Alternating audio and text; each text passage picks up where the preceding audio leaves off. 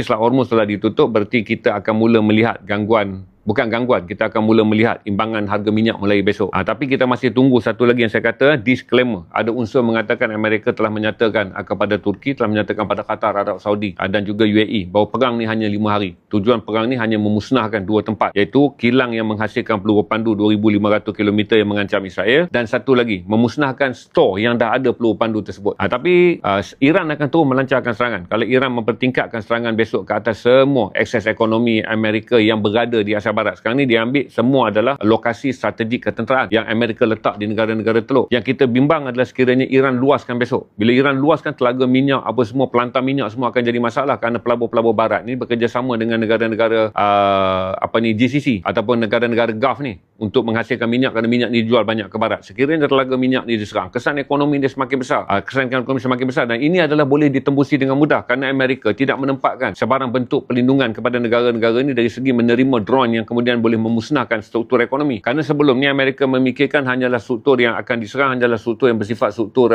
ketenteraan. Jadi bila Iran naikkan tingkatan serangan adalah kepada semua struktur ekonomi, berarti keadaan panik menjadi bertambah buruk di negara-negara di Asia Barat.